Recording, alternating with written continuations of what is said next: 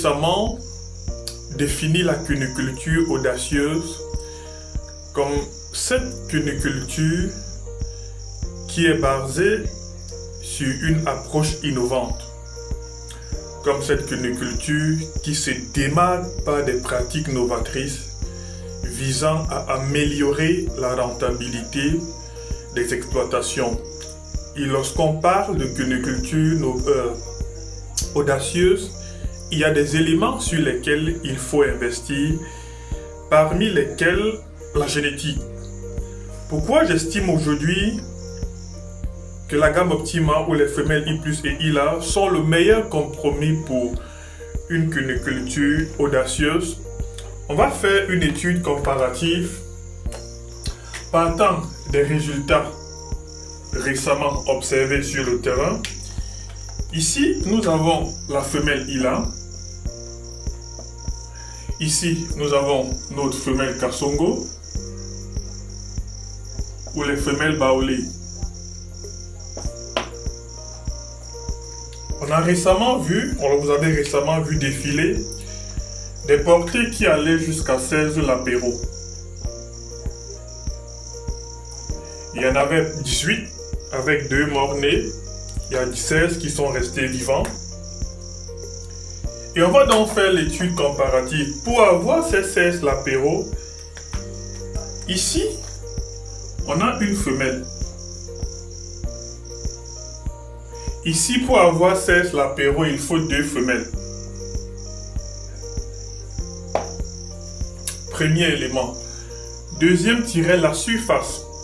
Une femelle avec ses lapéraux, les dimensions d'une loge, la surface réservée pour une femelle, c'est pratiquement 320 cm². Ici, on sera à 640 cm². Pratiquement le double de l'espace. Enfin, pas pratiquement, le double de l'espace. Si vous mettez ici, si vous mettez 5 minutes pour vous occuper d'une femelle avec ses lapéraux, ici vous auriez 5 minutes. Ici, vous auriez 10 minutes. Plus loin, si on prend la consommation des aliments à 300 grammes par jour, ici la femelle à elle seule, durant les 35 jours de maternité, les 35 jours à partir de la mise bas jusqu'au sevrage, va consommer 10,5 kg d'aliments.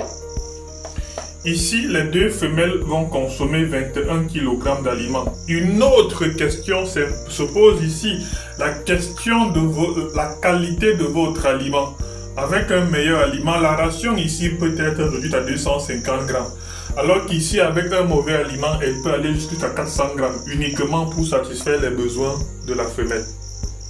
Donc si on a 400 grammes par jour, vous voyez, on sera pratiquement à 30 kg. Mais prenons 10,5 et le reste. On peut s'arrêter à ce niveau. On peut s'arrêter à ce niveau. Qu'est-ce qui est plus rentable? Prenons en termes d'espace. Lorsqu'on parle de 2 femelles, ça suppose que vous avez 2 boîtes à nid. Ici, vous avez une boîte à nid.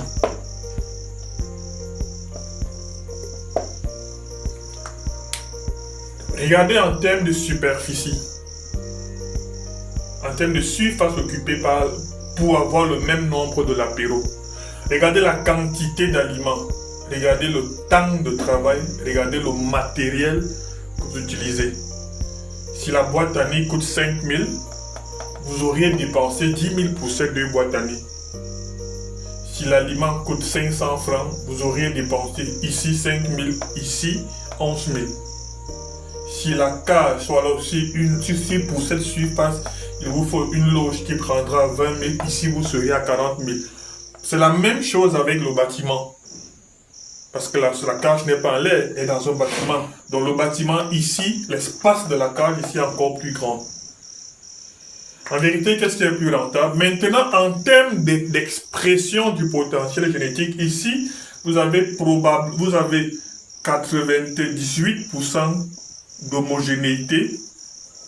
Ici, vous avez pratiquement 65% d'homogénéité. Vitesse de croissance, vous allez arriver ici au sevrage avec des lapéraux qui ont en moyenne, au regard de la portée qui est assez costaude, qui auront 1 kg. Lorsqu'une femelle vous produit déjà 8 lapéraux, il faut être un titan pour les sevrer à 750 grammes. Qui est plus rentable que l'autre? Au Cameroun, on prépare une importation pour janvier. Et en Côte d'Ivoire, il y a une importation pour ce mois d'octobre. Je vais vous laisser le numéro de Madame Patricia. Vous devez impérativement, chaque cuniculteur audacieux doit prendre sa femelle. Ces 3 femelles, il a avec son mâle PS40.